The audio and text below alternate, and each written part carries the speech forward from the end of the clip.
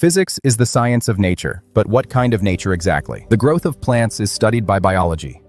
Physics studies inanimate nature, everything that surrounds us: light, sound, motion, and energy. In inanimate nature, different changes happen all the time. A change that can be observed is called a phenomenon. For example, when it rains, the wind blows, or an apple falls. These are physical phenomena. Everything that exists in the universe is called matter. Matter can be of two kinds. The first kind is substance, something that can be touched or seen: water, metal, air, stone. The second kind is field, something invisible that cannot be touched directly, but its effect can be noticed. For example, a magnet attracts a nail, even though we cannot see anything between them. Fields can be magnetic, electric, or gravitational. The English scientist Michael Faraday first proposed the idea of a field. He discovered that around electric charges and magnets, there is an invisible space that transmits their interaction. Thus, everything in nature is either a substance or a field. Substances create material things, and fields connect them together. Physics studies how matter moves, interacts, heats, or shines. In this sense, physics is the language of nature. It helps us understand how the world works.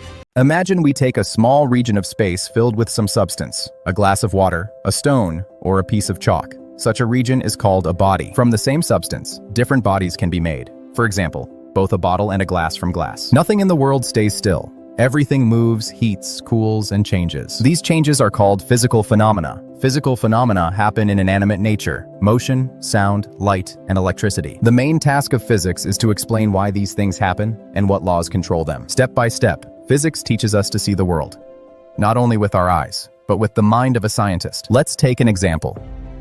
A thunderstorm. A flash of lightning and a roll of thunder seem like one event, but actually several phenomena occur together. The flash is a light phenomenon. The thunder is a sound phenomenon. The heat is a thermal phenomenon, and the damage to electrical devices is an electromagnetic phenomenon. The power of physics lies in explaining complex things through simple ones. The same Faraday showed that electric and magnetic forces are linked, forming what we call electromagnetic phenomena. Lightning, therefore, is not only beautiful, but also proof of how connected and amazing the physical world is. Now that we know physics studies the phenomena of inanimate nature, it's time to understand what branches of physics exist. Physicists have learned to break down complex processes into smaller parts, and each part became its own scientific field. Mechanics studies the motion of bodies. Thermodynamics deals with heat and temperature processes. Optics explores the behavior of light. Acoustics examines sound. Electrodynamics studies electric and magnetic phenomena. When people discovered that everything is made up of atoms and molecules, new branches appeared: atomic physics, nuclear physics, and particle physics. Each of these fields helps explain a different aspect of nature. Together, they give us a complete picture of the world. And all of that is physics. Physics connects everything, from the movement of planets to the tiniest particles. It allows us to describe lightning, sound, motion, and even the energy of stars, using the same language, the language of laws and formulas. That's why physicists say that understanding physics means understanding the world itself.